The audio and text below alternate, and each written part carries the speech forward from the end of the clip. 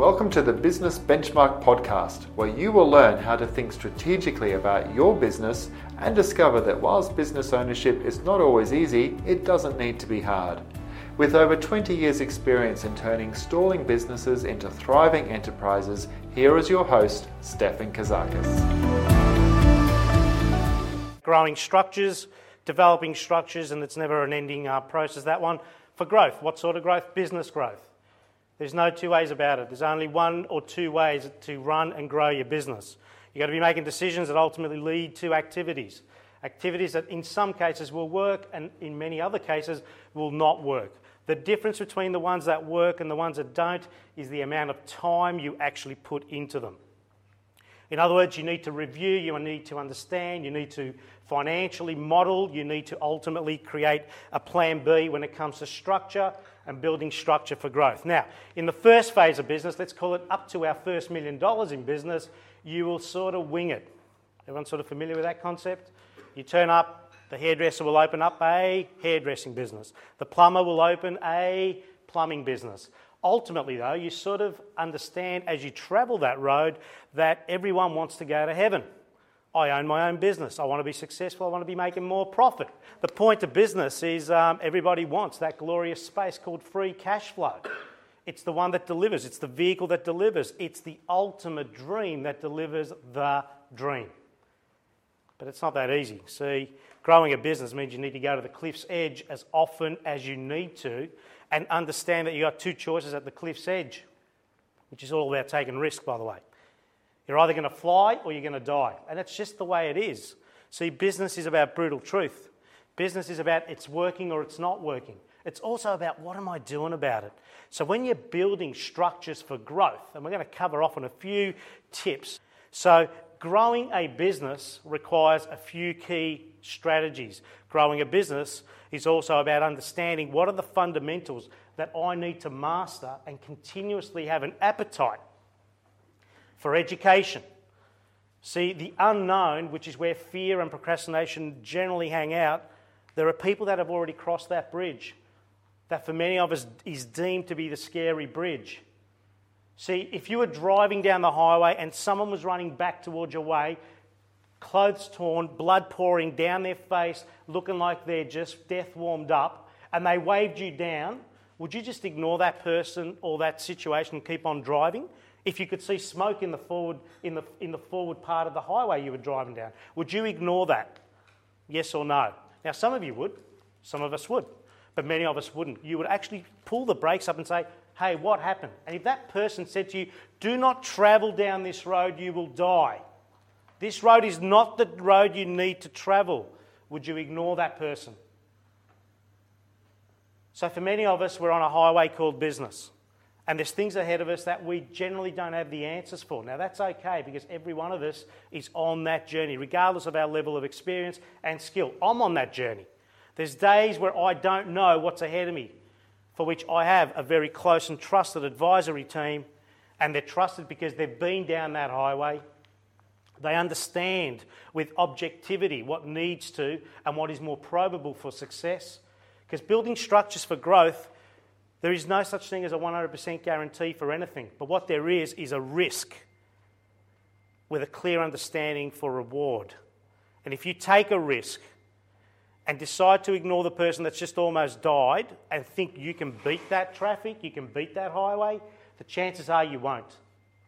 But if you can have a conversation with someone that says, don't go down this highway, I know another track that you can go down that will also get you there, take you just a little bit longer, but when you get there, you'll be 3 times stronger or better, or you'll arrive alive. Will you ignore that advice? So building structures for growth ain't just about how good you are at rolling the dice. It's about understanding that you're going to get the double sixes before you've even rolled the dice, with a chance that there might be a 5 or a 4 or a 3 on the second dice, but the 6 is definitely turning up. Does that make sense? That's called strategic critical thinking, which is a key component of moving your business from stage 1 to stage 2 and ultimately stage 3 and stage 4, which is a business that is over and beyond the $25 million mark. So you need to understand that. In saying that, there are 6 key pillars when it comes to fundamentally growing your business. that is going to be predictable for profitable growth. Because the one key thing we all have in common in this room, regardless of our business or our choice of vocation, is we all are brothers and sisters to the one thing called free cash flow. And I use that term these days because it's a little more palatable, because some of us get really scared about the real word, which is profit. So I want to know how many times you use the word profit in your day-to-day existence in business. I need to understand that, because that is the driver.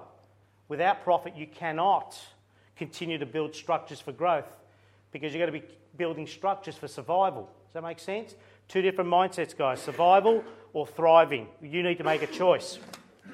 So these are the 6 pillars that give us predictable outcomes. It's about mastery. The first one, and almost the most important, for which most of us do not put enough time into, is the operational aspects of our business. How is it going to go from point A to point Z? Who is the target market? How is it that we're going to, generate an interest and ultimately help them buy? Who is it, and how is it that we're ultimately going to know that our scoreboards are moving forward? What sort of people do we need on this team? Where is it that we're going to grow our business from in terms of location? Are we going to multiply and diversify? That's all operational stuff. The other most important thing as a fundamental pillar right up front is finance. Understanding your numbers. Understanding that the brutal truth and the language of business is numbers. And your inability or your denial, and sometimes our ignorance of not understanding the numbers, is what gets in the way of going to a cliff's edge and saying, oh, I'm not going any further. I am not going to roll this dice any further. I've just got to my point of paying the rent and there's still one day left in the month. I am not going to risk that. You need to know where is your break even at a certain time of a day, of a month, of a quarter. And you also need to know that at that point, inclusive of a lean profit, is the time to pull out the drinks with flowers in them. You need to know where your break-even point is every month. Now, to understand that, you need to understand a few more numbers to make that relevant. So, a very important pillar in building structures for growth, because if that one is not confirming that we are moving in the right directions, then you've got some work to do. You've got some gaps that need a little, filling, or some polishing in the business that needs to be created and confirmed to get the clarity of where are we going and what's it going to take to get there. The next fundamental pillar is this one of marketing. Now, you'll notice that marketing is the third pillar, not the first. What do we do as business owners predominantly? We go with marketing first, because that's the one that ultimately we get excited about. It's the one that's a lot of fun. It's also the greatest reason for why 4 out of 5 businesses go broke every so often. So marketing is the third pillar, but when did we decide as to what are we marketing and who are we marketing to? When did we decide that? Back here, in the operational side. In understanding how is this business going to work. Once you've got an understanding around who is it that we need to keep on attracting and who is it that we need to get sticky with, then it's about, okay, how am I making it easy for them to buy? How am I making it easy for my future clients to buy? See, it's never on your timeline, guys. But who controls the timeline? Who controls the process, the system, the operational aspect of sales? One of the most important systems in a business, one of the important structures in a business is this structure called sales. In fairness, it's the only thing that puts money in. Everything else takes it out. And if you are not deliberate and okay with having a conversation around sales, then you're going to be in a position of bother. But the mastery is, how do you build a structure that makes it easy for people to buy? And what I mean by that is you don't sit back thinking, okay, I'm really good, they're going to come, they're going to come, they're going to come. No. In 2015, this is a go-to market. So, it just needs a bit of focus, needs a bit of fine-tuning, it needs a bit of belief, but it needs you to go to a market. There's no such thing. I was on the ABC last night and there was listeners from all over Australia asking questions. And the biggest question of all is, how do I get out of this rut? And the best answer of them all is, what are you doing about it? Which is not even an answer. How am I going to get out of this rut? Well, first thing you should do is get rid of the shovel. No use being in a hole and keep on digging, right? You've got to get out of a rut by getting proactive. The biggest proactive system of them all is here, right in there. Fourth and fifth is all about continuous loyalty.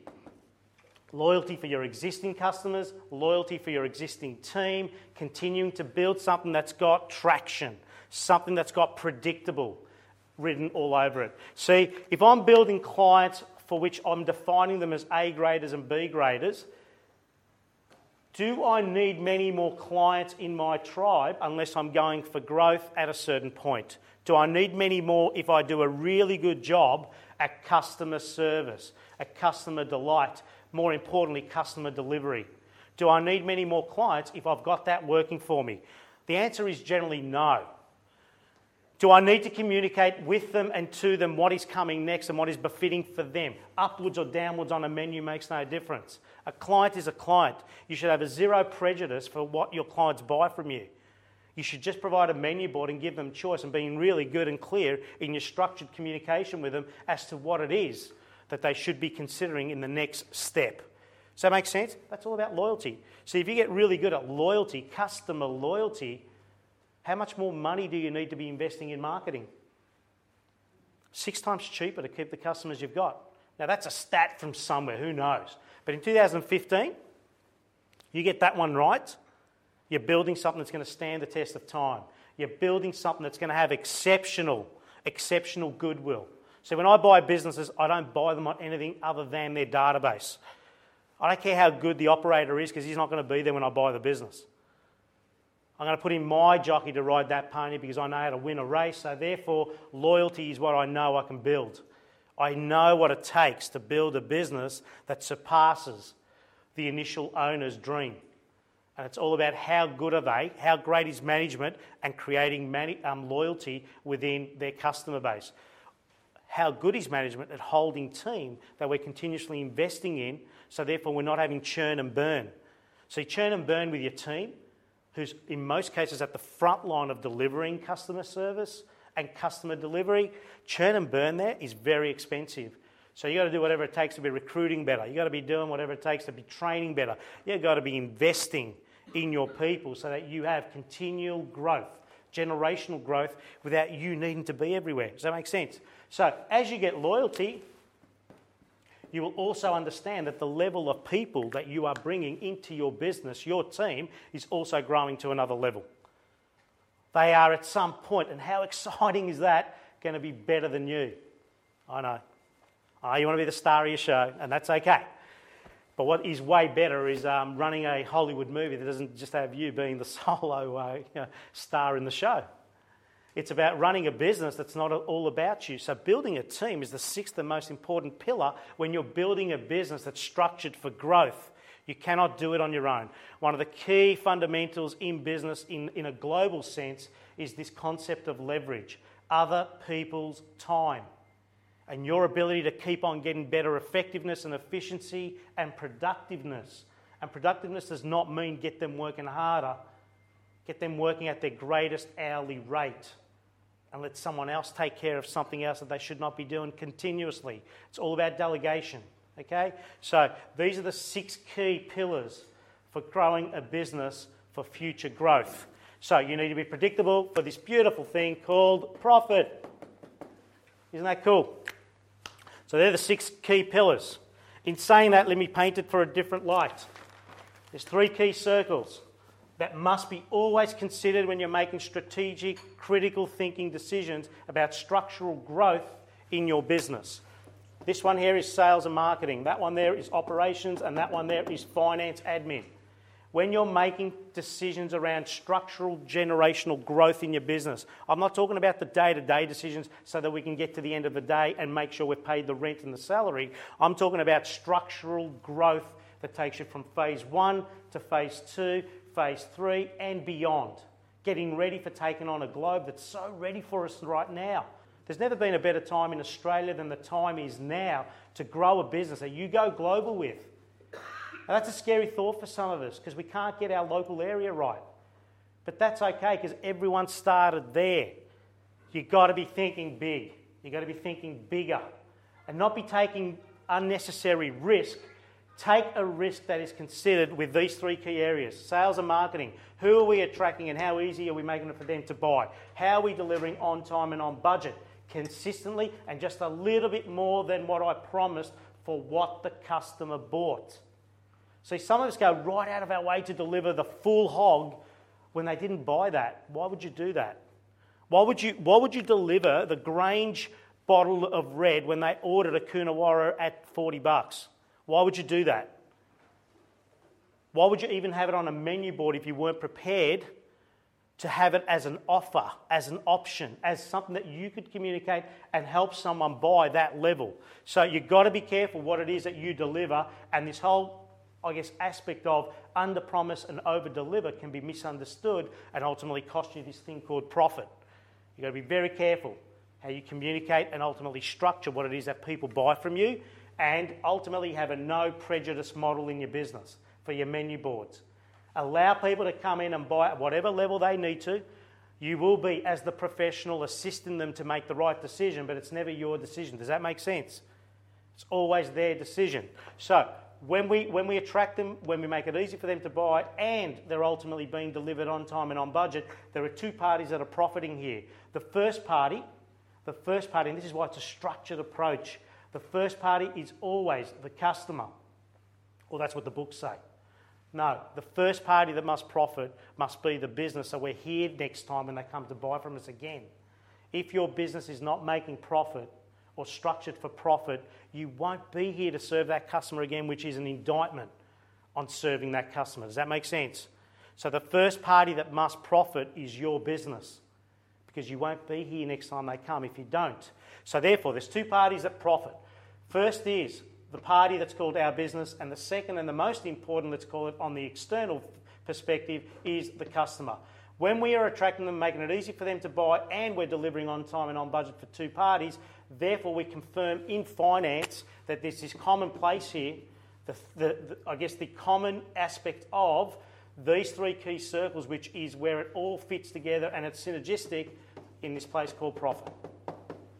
You cannot make decisions about your growth without considering and ultimately confirming through strategic and critical thinking, what is it that I need to attract? How is it that I'm making them to buy? How is it that we're going to deliver efficiently and effectively and build a reputation with, so that they keep on coming back and buying from me? Because when they keep on coming back and buying from me again, how much money did I need to invest to buy or sell the customer the second time? Zero. It's my investment in my team and my structures to ensure customer loyalty. It's my investment and my structures in growing a team that will deliver more and more with less and less needing to be invested to buy new customers. Does that make sense? And this is why those three key areas, when you're building structures for growth, are critical. When it comes to your operational structures, your people in your team, the people that you lead, and let's just make one thing very clear: if you are not leading, no one is following. There's a structured approach. Is it easy, guys? Is business easy? There's a question.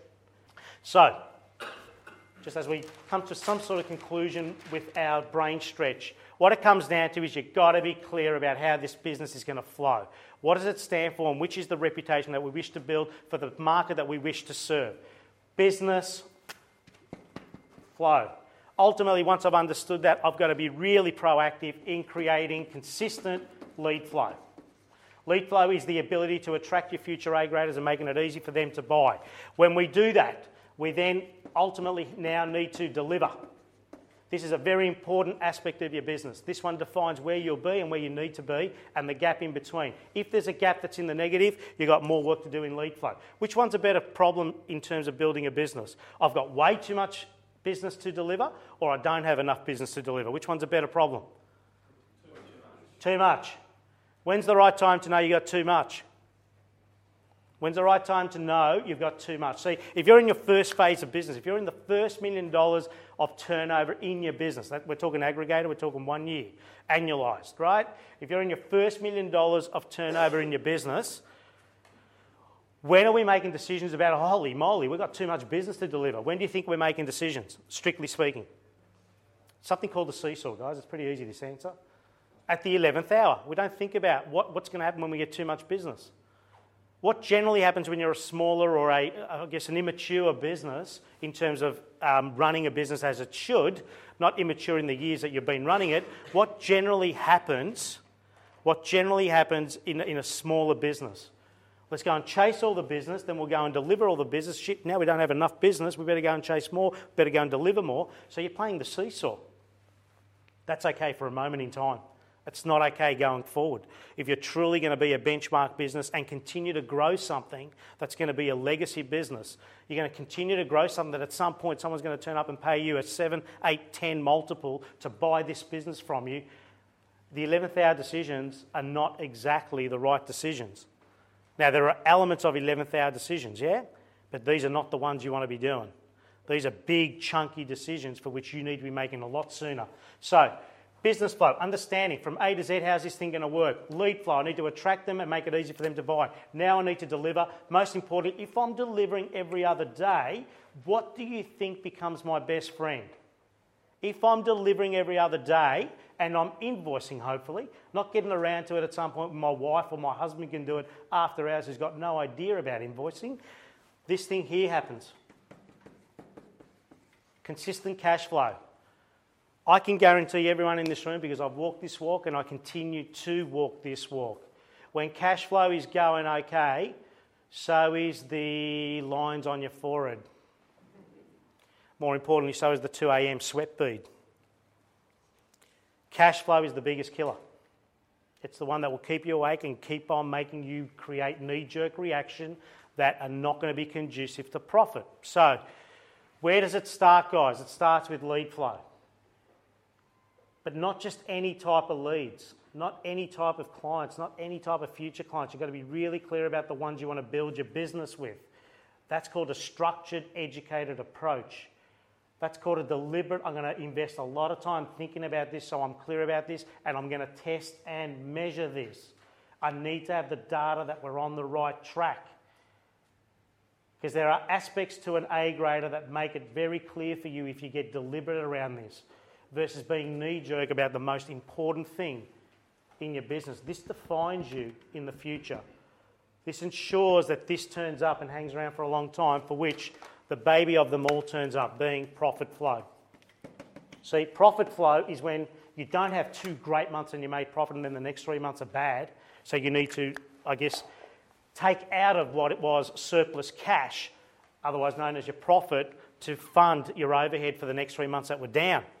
So profit flow is when we can confirm it is predictable and it's turning up, and now we can grow or invest or do whatever we need to do to keep on growing the business, which then gives us the ability to have dream flow, right? If you have a dream about this business, if you most importantly, let's use the real word here, if you have a vision about your business and you walk and talk and you inspire and enroll and bring people with you, that is something you are responsible to deliver on. Does that make sense? So for many of us, what do we do when we know the power and the weight of having a dream? We avoid having a dream, which means we're having a bingo.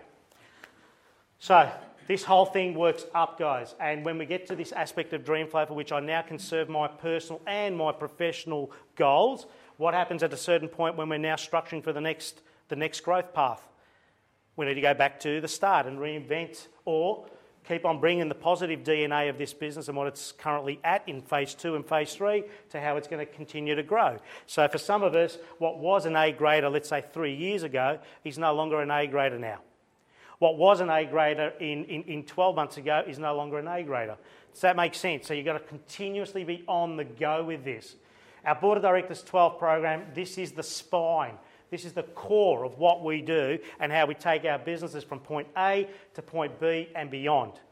Ultimately, our Board of Directors 12 program right now, for its entirety, has served about 180 clients, 180 businesses, for which 15% of them have had triple-digit growth in their business. 15% of them. 60% of them have had double-digit, and the balance, which is approximately 25%, is currently on the way to getting really good, clear structure for double up in the next period. Does that make sense? So things don't happen in a hurry. For more information about Business Benchmark Group's coaching and training programs, visit businessbenchmarkgroup.com.au or call 03 9001 0878.